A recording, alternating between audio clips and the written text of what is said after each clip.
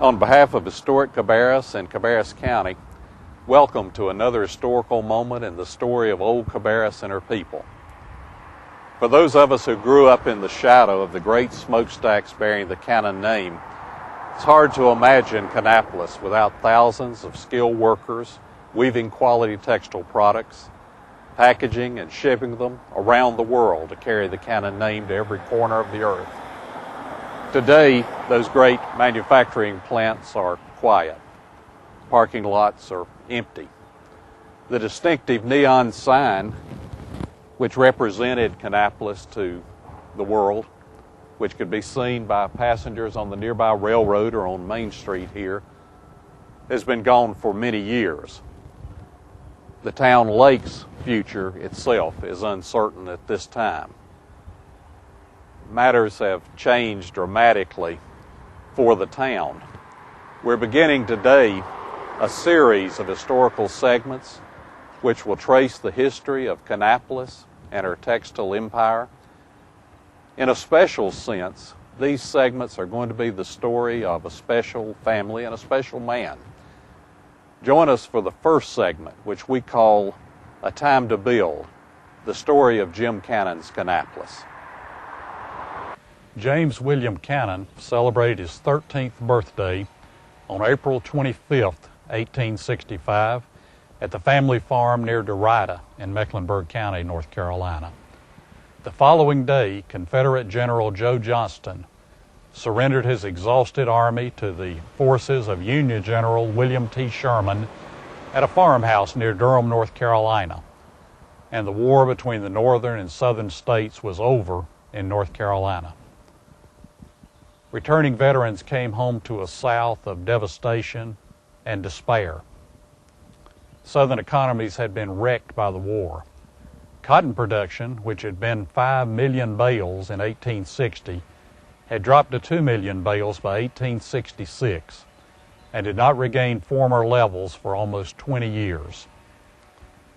The returning veterans had seen firsthand the power of northern manufacturing plants, and some of them resolved to harness the power of industrialization as the way to rebuild the Southern economy. J.D. Buchanan was born in Charlotte in 1852, the child of hard-working farm parents who traced their lineage back to the hill country of Scotland and the Ulster region of Northern Ireland. He received a basic sound education in the old session house at Sugar Creek Presbyterian Church, then began working as a clerk in a Charlotte store. When he was 16 years of age, he came to Concord to work in a general store in which his older brother David had an interest, Pfeiffer and Cannon. For Jim Cannon, it was a homecoming of sorts.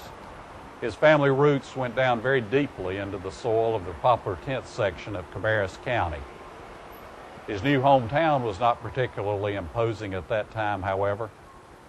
It had frame buildings, muddy streets, no sidewalks, and no street lamps.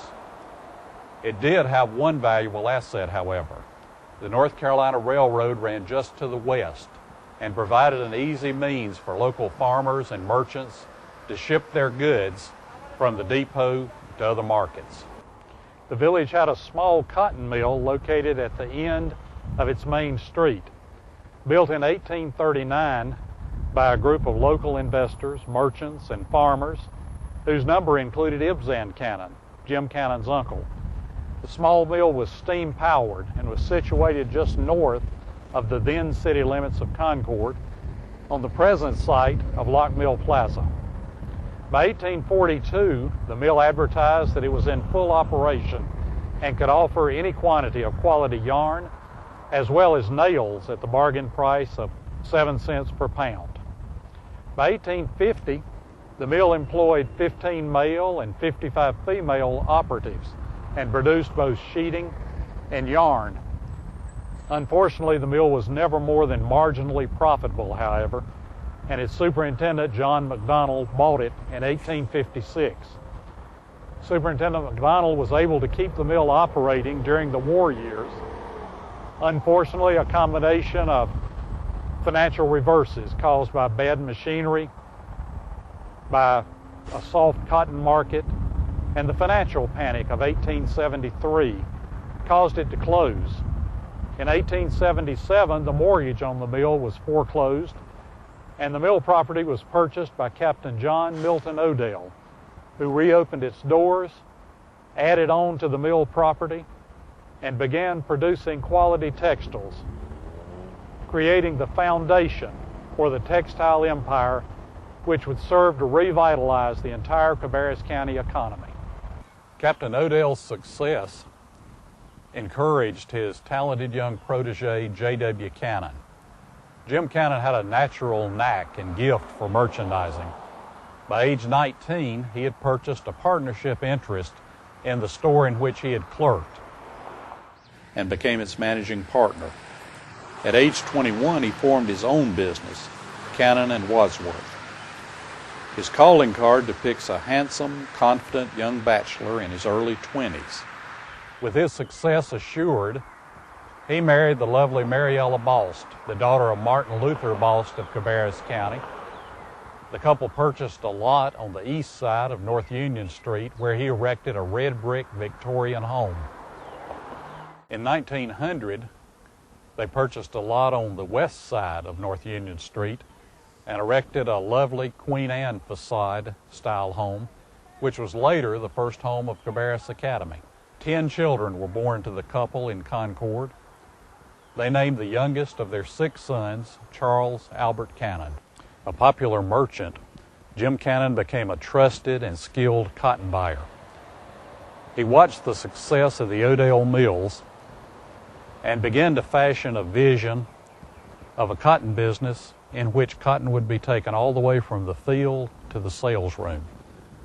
A business which would not only furnish jobs for Southern workers, but would furnish a good return for Southern businessmen and investors. Many others had shared in that dream, but very few had the grit and determination to risk an established career on carrying it out. J.W. Cannon's first plant was built on Franklin Street in Concord near the railroad, although very little remains today to mark that location. That plant was primarily a yarn mill, although looms were quickly installed and the plant began weaving a coarse cotton cloth which was marketed as Cannon cloth and soon became famous nationally among housewives. Although J.W. Cannon was the driving force behind that first mill, Captain J.M. Odell was actually the president of Cannon Mills initially, followed by David Franklin Cannon, J.W. Cannon's older brother. In 1889, President Odell reported to the shareholders meeting of Cannon Manufacturing Company that in the prior 6 months, the company had produced more than 1 million yards of sheeting, 10,000 pounds of yarn, and 1,300 dozen towels. Those first flat weave crash towels were selling for the price of 75 cents per dozen. Mr. Joseph D. Bacon, who was the overseer of carding in that first Cannon plant, recalled later that J.W. Cannon would come to the plant and don overalls so that he could work beside his employees until he learned every aspect of the mechanical part of the textile business. A second Cannon plant was built in 1892 on Corbin Avenue near the railroad and near the freight depot. Although the plant is still standing, freight depots have long since been demolished. By that year, textiles had so transformed Concord that a fancy dress leap year ball was held at the new elegant St. Cloud Hotel, which had been built by brothers David and Jim Cannon on the site of today's Hotel Concord. Early 1905, Jim Cannon decided to acquire enough land on which to build giant new plants to manufacture his towels. He wanted enough acreage surrounding those plants on which to build a model mill town, which he saw as a community complete with recreational, social, medical, and business facilities for the residents. He acquired the services of John K. Patterson, who was a retired Register of Deeds in Cabarrus County and a well-known real estate and insurance agent in Concord, and asked Mr. Patterson to acquire options on at least 600 acres of land near the community of Glass, a few miles north of Concord. Mr. Patterson was unable to secure enough land options in the vicinity of Glass, so he traveled north along the Salisbury Road until he came to the present location of modern-day Kannapolis. There he was able to secure options on almost 1,200 acres of land in northern Cabarrus and southern Rowan counties. Mr. Cannon visited the land with his northern financial backers and decided to build his new plants there in northern Cabarrus County. He began to exercise his options, and by the winter of 1906, he had exercised options on more than 1,000 acres of land, which he acquired for an average price of $26 per acre. By the fall of 1906, surveyors had laid off the first great plants and also laid off the building lots for the first 75 frame homes which were being built to house the workmen who were going to construct those mills. Old Trim, the famous Rowan County mule, hauled the first load of green lumber into Kannapolis in November 1906, and construction began in earnest. The Patterson Manufacturing Company built its first mill to the north of Town Lake, while the Cannon Manufacturing Company built its first mills to the west and behind the lake. J.W. Buchanan not only supervised the day-to-day operation of his new mills, he kept his promises to the workers. In addition to hundreds of solidly built homes for them, he erected a world-class YMCA complete with a theater. He donated land for churches, built stores, and donated lands for local schools.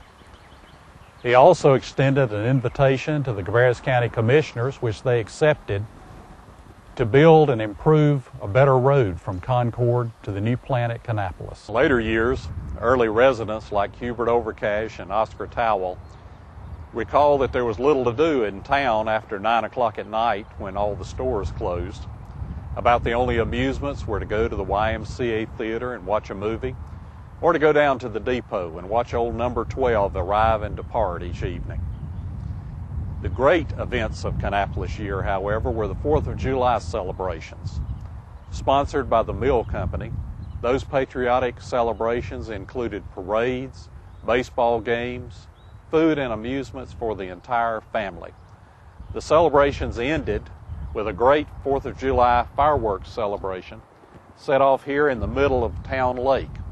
That custom continued for many years until an unfortunate accident caused all the fireworks to be exploded at one time and ended the custom. Today, a parking lot occupies the site of that first YMCA. For most of the year, the Y was the center of social and civic life in the new community of Kannapolis. During 1918, in the worldwide influenza epidemic, the Y even doubled as a hospital for residents of the surrounding community. Also in 1918, the Y started its first library, which became very popular throughout the entire community and surrounding areas. By 1919, membership of the Y had increased such that it was able to claim the largest membership under one roof in the southeastern United States. In 1921, the first high school graduation in Kannapolis took place at the Kannapolis YMCA. Meanwhile, mill operations continued to prosper under J.W. Buchanan's leadership. In 1913, Giant Plant 4 was built on South Main Street in Kannapolis. And in 1915, the headquarters of Cannon Manufacturing Company was moved from Concord to Kannapolis and housed in the first brick office building built by the company. Mr. Cannon never forgot the part that his employees played in his success. When it was necessary, due to hard economic times, to cut salaries, he made sure to cut his own first. In 1917, he arranged for each of his employees to be insured under a life insurance policy issued by Aetna Life Insurance Company. Entry of the United States into World War I brought some significant changes to Kannapolis. Led by J.W. Buchanan, the popular Cannon Mills Band traveled by train to Charlotte to enlist as a group. Cannon Mills received some important government contracts and supplied many of the textile needs of American troops during World War I. As a result, most of the cannon production of then popular huck towels was used to fill the military contracts, and civilians were forced to buy the more available terry cloth towels. They found them to be fluffy and absorbent, with the result that after the war, huck towels never regained their former popularity, while terry cloth towels became an important Cannon Mills manufacture. Also, with the war going on, many more women entered the manufacturing force, and Cannon built a great new dormitory called Mariella Hall in which to house some of the women workers in his plants during World War I. 1921 was a watershed year for Cannon Manufacturing Company. J.W. Cannon was elected to the newly created post of chairman of the board of directors, while his youngest son, Charles A. Cannon, was elected as president and treasurer of Cannon Manufacturing Company.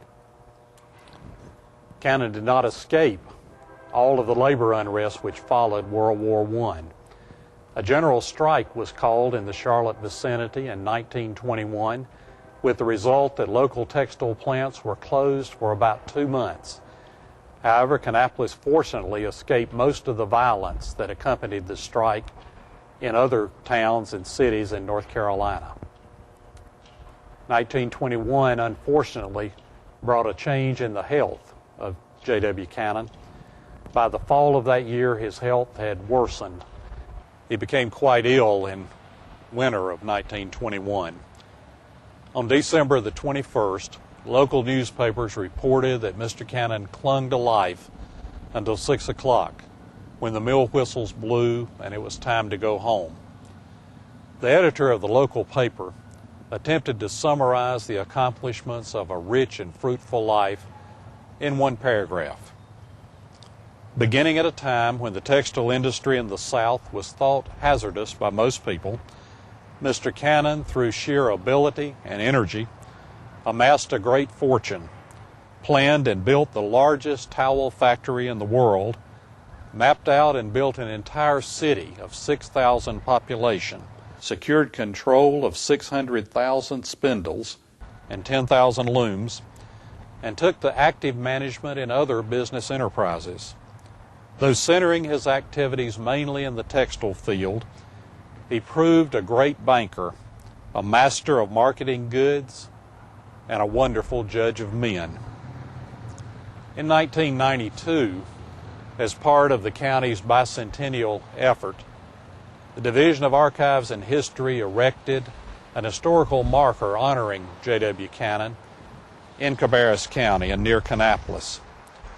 It reads simply as follows: James W. Cannon, 1852-1921, textile pioneer, founder of Cannon Mills, 1887, and Kannapolis, 1906, leading manufacturer of towels. Grave 2 miles to the south. Fortunately for the future of J.W. Cannon's vision and that of the citizens of his model mill town, his youngest son, Charles A. Cannon, carried on his dream and built on the foundations his father had laid a great city and a great industrial complex. We hope you'll join us for another segment as we study the history of C.A. Cannon in Kannapolis during the half century from 1921 through 1971, as we continue to study the history of this special place and this special people. We hope to see you again real soon.